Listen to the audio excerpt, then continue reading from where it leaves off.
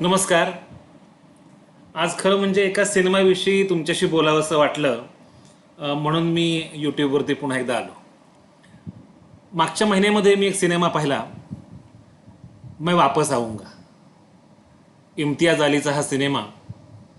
आणि इम्तियाज अलीचा सिनेमा येतोय म्हटल्यावरती एक मनामध्ये उत्सुकता होती, कारण हा माझा फार आवडीचा असा दिग्दर्शक आहे. या दिग्दर्शकाची पहिली फिल्म मी पाहिली, मला आठवतं, जब वी मेट.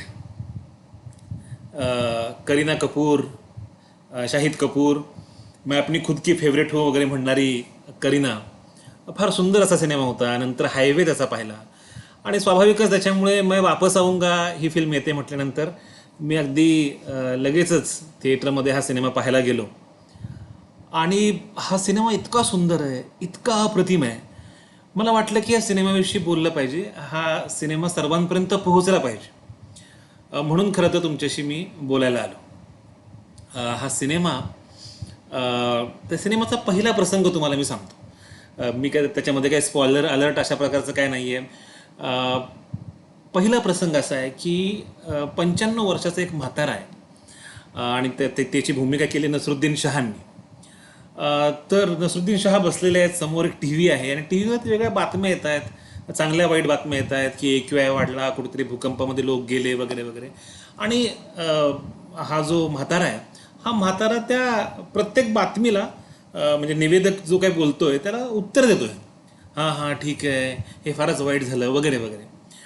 आणि तो सगळं ऐकत असताना तो म्हणतो, अरे पुढचं काय सांगायला लागलास, माझं तरी ऐकून घे ना, मला पण काहीतरी सांगायचं आहे. हा खरं म्हणजे इतका सुंदर असा प्रसंग आहे की जो पाहणारा माणूस आहे त्याला पण काहीतरी सांगायचं असतं आणि प्रत्यक्षात त्याला ते सांगता येत नाही. हा प्रसंग होतो आणि पुढे हा जो म्हातारा आहे हा म्हणतो की मला सरगोद्द्याला जायचं आहे. सरगोद्दा जो आहे हा पाकिस्तानमधला भाग आहे आणि तिथं मला जायचं आहे. तो ड्रायव्हरला सांगतो. ड्रायव्हर म्हणतो, आता कसं जाणार आपण, सीमा कशा ओलांडणार, सीमा कशा ओलांडून पुढे जाणार. पण तो ड्रायव्हर आहे बिचारा, तो शांतपणे म्हणतो ठीक आहे. ते पुढे जातात आणि स्वाभाविकच सीमारेषेवरती पोलीस तैनात असतात, सुरक्षा बल तैनात असतं, ते त्यांना अडवतं. आणि तिथे नसरुद्दीन शहा जे आहेत ते म्हणतात की मला जायचं आहे पलीकडं. ते पोलीस म्हणतात नाही नाही तुम्ही जाऊ शकत नाही, तिकडे दुसरा देश आहे. म्हणतात दुसरा देश, हा तर आपलाच भाग आहे म्हणतात. तर ते सांगतात की अहो फाळणी झाली, देश वेगळा झालाय. आणि मग एकदम नसरुद्दीन सांगतात, फाळणी कधी झाली, केव्हा झालं हे. आणि ते असे हडबडतात, गडबडतात आणि बसतात एका खुर्चीमध्ये. म्हणतात हे कधी झालं. आता हा जो 95 वर्षाचा म्हातारा आहे ना, याला डिमेन्शिया झालेला आहे, स्मृतिभ्रंश झालेला आहे. आणि त्यामुळं त्याची सगळी मेमरी जी आहे, त्याची सगळी स्मृती जी आहे ती त्या 47 पूर्वीच्या, 1947 पूर्वीच्या भारतामध्ये आहे. आणि त्यामुळे तो विसरून गेलेला आहे. म्हणजे ज्या क्षणी मी नसरुद्दीन शहांना त्या प्रसंगी पाहिलं आणि मला असं वाटलं की आपल्यापैकी अनेकांनी मंटोची टोबा टेक्सिंग नावाची कथा वाचली असेल. त्या कथेची आठवण झाली की त्याला कळत नाही आहे की अरे हे कसे विभाग केले, तुम्ही कसे भाग केले, रेषा कशा आखल्या, सीमारेषा कशा आखल्या. सीमारेषा नकोत, बांध नकोत, बंधनं नकोत, हे सगळं एकच आहे. म्हणजे गुलजारांच्या त्या प्रसिद्ध ओळी आहेत ना की आंखों को कोई विजा नहीं लगता, सपनों की कोई सरहद नहीं होती. आणि त्याच्यामुळे अशा प्रकारचं कुठल्याही प्रकार ज्याला म्हणता येईल की सीमा नाही आहेत, स्वप्नांना कुठलेही बांध नाही आहेत, अशा एका वळणावरती तो माणूस उभा आहे. आणि मग आपल्याला लक्षात येतं की तो हरवलेला आहे त्याच्या सगळ्या भूतकाळामध्ये आणि तो स्वातंत्र्यपूर्व भारताच्या सगळ्या आठवणी काढतोय. आणि आपल्याला असं वाटतं की अरे खरं म्हणजे स्मृतिभ्रंश हा या म्हाताऱ्याला झालाय का आपल्याला झालाय. आपण विसरलोय का हे सगळं, ही प्रेमाची गोष्ट, या सीमांना ओलांडून जाणारं, सीमोल्लंघन करणारं खरं म्हणजे अशा प्रकारचं प्रेम, हे आपण सगळं विसरलोय का, असा प्रश्न आपल्याला पडावा. अशा एका वळणावरती आपण येतो. आणि मग हा हॉस्पिटलाइज झालेला, अतिशय अत्यवस्थ मृत्यूशय्यावरती असलेला जो नसरुद्दीन शहा आहे, तो त्याच्या मनपटलावरती जे सगळं सुरू आहे तो सगळा भूतकाळ आपल्याला समोर दिसायला लागतो आणि एक प्रेमकथा पडद्यावरती दिसू लागते. वेदांग रैना आणि शर्वरी वाघ या दोघांनी ही प्रेमकहाणी फुलवलेली आहे आणि ती सगळी फाळणीच्या पार्श्वभूमीवरती त्या सरगोद्दा नावाच्या गावामध्ये हे सगळं प्रेम कसं फुलतं. एक गंमत आवर्जून सांगितली पाहिजे. वेदांग रैना आणि शर्वरी वाघ या दोघांनाही इम्तियाज अली यांनी पार्टिशन म्युझियममध्ये फिरवून आणलं. अमृतसरमध्ये पार्टिशन म्युझियम आहे. फाळणीचं सगळं संग्रहालय तिथं आहे आणि फाळणीच्या म्हणजे इतक्या प्रचंड लाखो लोकांच्या इतक्या करुण कहाण्या आहेत, इतक्या शोकात्मक कहाण्या आहेत आणि अनेकदा खरं म्हणजे याच्याविषयी बोललं गेलं आहे. मग अगदी दीपा मेहताचा आपल्याला माहिती आहे अर्थ 1947 सारखा सिनेमा असेल किंवा खुशवंत सिंगांचं लेखन असेल, असे असे अनेक संदर्भ सांगता येतील.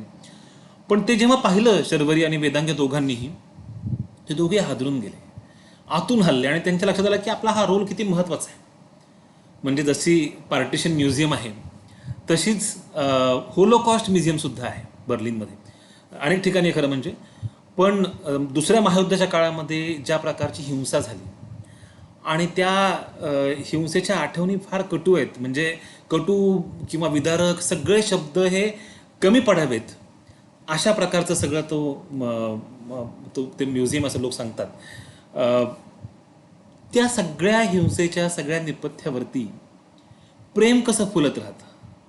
आणि मग जे मैं वापस आऊंगा म्हणणारा हा जो म्हातारा आहे, हा म्हातारा त्याच्या नातवाला सांगतोय त्याची प्रेम कहाणी. त्याचे संदर्भ लागत नाहीत, तो संदर्भहीन बोलतोय असं वाटत राहतं. पण त्यातनं एक संगती शोधतोय त्याचं नातू. आणि मग पुढे कथा कशी जाते ते मी तुम्हाला सांगणार नाही.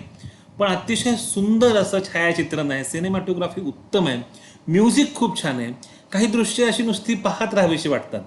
त्यामुळे एकाच वेळी आपण वर्तमानात आहोत, एका नव्या पिढीची रिलेशनशिप काय प्रकारची आहे, तिथे प्रेम नावाची गोष्ट कशा प्रकारे समजावून घेतली जाते आणि प्रत्यक्षामध्ये स्वातंत्र्यपूर्व काळामध्ये अतिशय धार्मिक सगळे दंगे अशा एका विचित्र सगळ्या काळामध्ये प्रेम कसं फुलत राहतं आणि प्रेमाची ताकद काय असते हे इतकं छान प्रकारे येतं.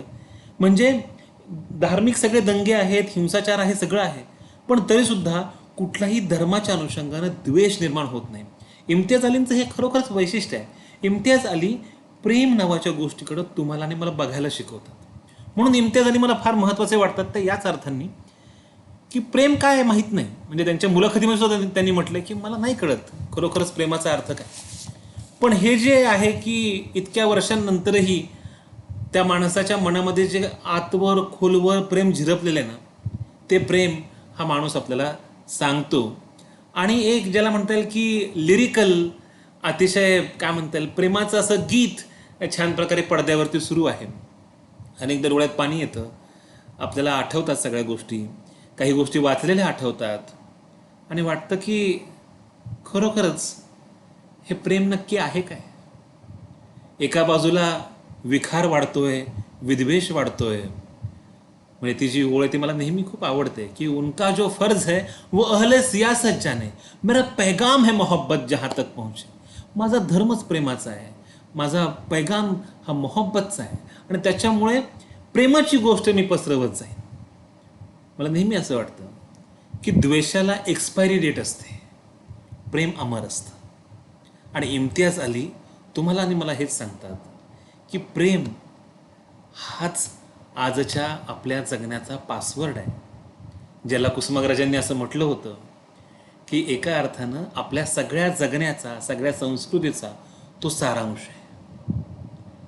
त्यामुळे कुणीही अनेक पदव्या मिळवून पंडित होत नाही. ढाई आखर प्रेम के पढे सो पंडित होय.